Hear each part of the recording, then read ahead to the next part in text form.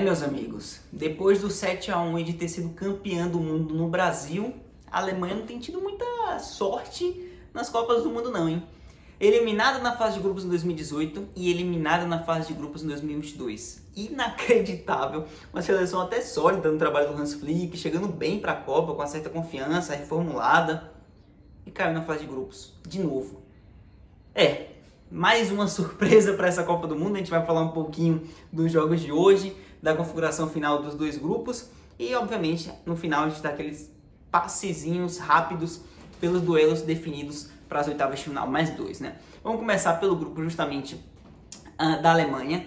A Alemanha que ficou em terceiro no grupo, mesmo depois de ter vencido a Costa Rica por 4-2 de virada. Uma Alemanha que começa vencendo, sofre a virada do time costarriquenho. Naquele momento, inclusive, a gente tinha ambas sendo desclassificadas, tanto Espanha como a Alemanha, a gente chegou a ter isso. Mas a Alemanha acaba virando o jogo, faz 2 gols com o Havertz, depois faz mais um com o Füllkrug, mas nem os 2 gols do Havertz, que chegou entrando na partida no segundo tempo, atuando bem, não foram suficientes, porque simplesmente uma Alemanha dependia justamente da Espanha para empatar no mínimo o jogo contra o Japão.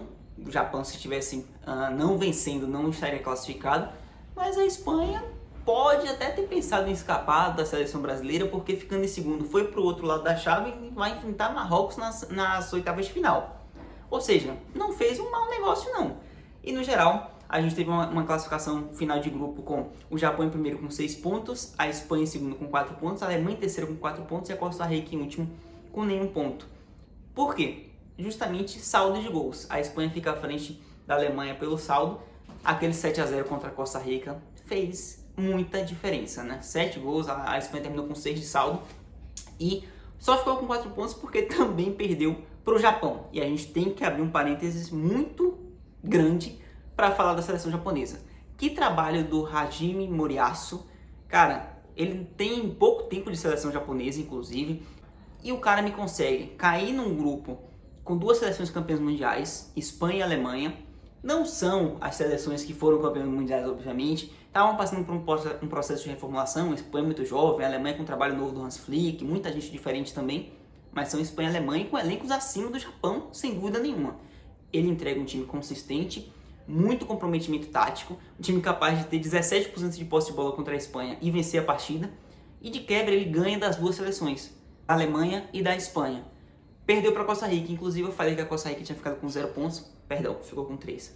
Surpreendentemente perde da Costa Rica e ganha de Espanha e Alemanha, mas é isso que o Japão fez. Venceu a Espanha hoje, tendo apenas 17% de posse.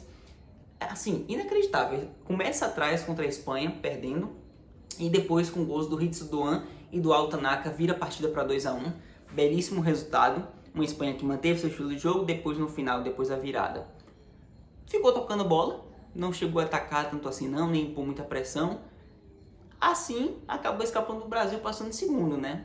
Não dá pra dizer que também que os caras fizeram de caso pensado, mas assim, não teve muito ímpeto em tentar empatar o jogo contra o Japão não, até porque eliminar a Alemanha de quebra não seria nada muito... que não fosse muito legal, né?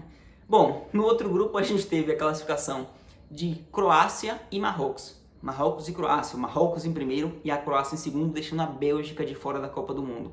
A geração belga parece que realmente se tornou uma geração velha. O De Bruyne falou isso de um lado, o Vertonghen falou isso do outro, um falando do ataque, outro falando da defesa. Parece que eles se desentenderam e os caras realmente não conseguiram apresentar nada de bom. Foi só piorando ao longo da Copa. Hoje tinha um confronto direto contra a Croácia, quem ganhasse passava, ficou no 0-0 e o empate era da Croácia.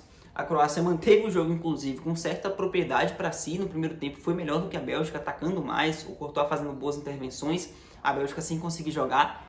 E o Lukaku, que vinha com mais condições de jogo, mais condições físicas, né, entrou no segundo tempo para tentar tirar a Bélgica do buraco, colocou uma bola na trave, mas não conseguiu evitar o resultado. Modric fazendo um belo jogo, o Gvardiol também. E a gente tem uma Croácia que também não encantou, não dá para dizer que é uma seleção que impõe respeito, nem coisa do tipo, porque é um time bem...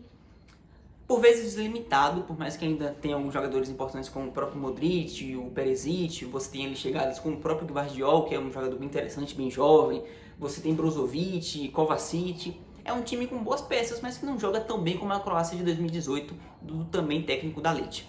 No outro jogo a gente teve Marrocos vencendo o Canadá por 2-1.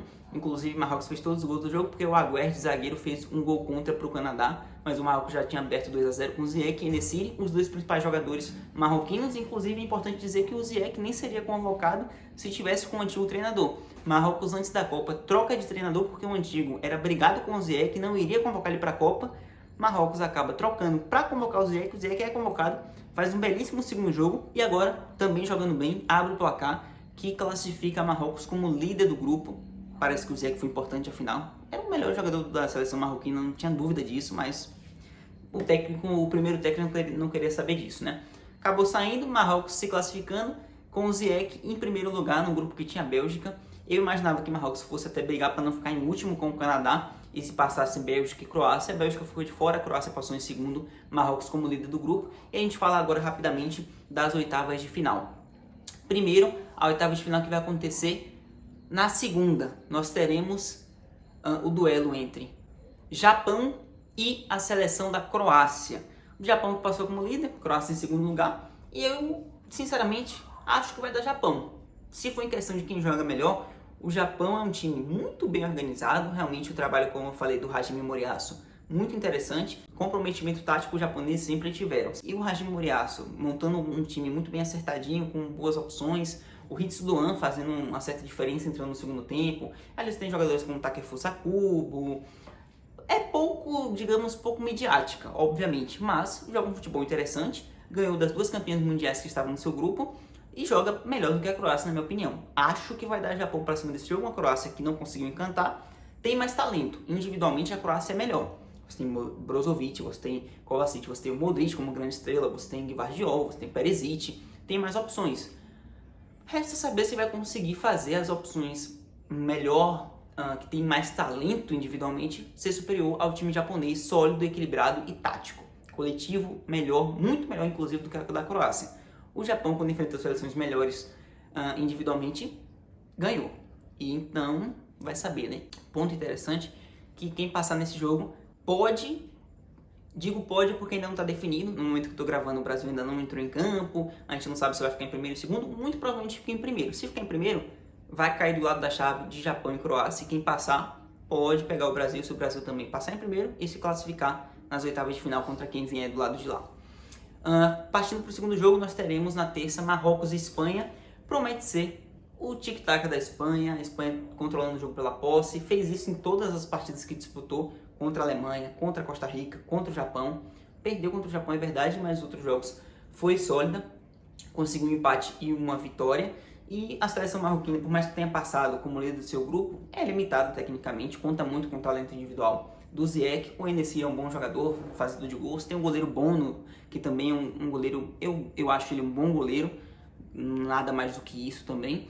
Só que no geral vai ter que segurar ali, eu acho que vai vir com a postura defensiva, até porque a Espanha impõe muito isso, que o time tenha que fazer uma pressão muito grande para recuperar a bola, para não ser engolido pela posse. Marrocos eu acho que já vai entrar com uma postura mais defensiva, então vai ver a Espanha tocando bola e vai tentar jogar ali numa pressão para pegar um contra-ataque, jogar na velocidade. E do outro lado eu acho que a Espanha vai realmente focar na sua posse, jogar seu jogo, né?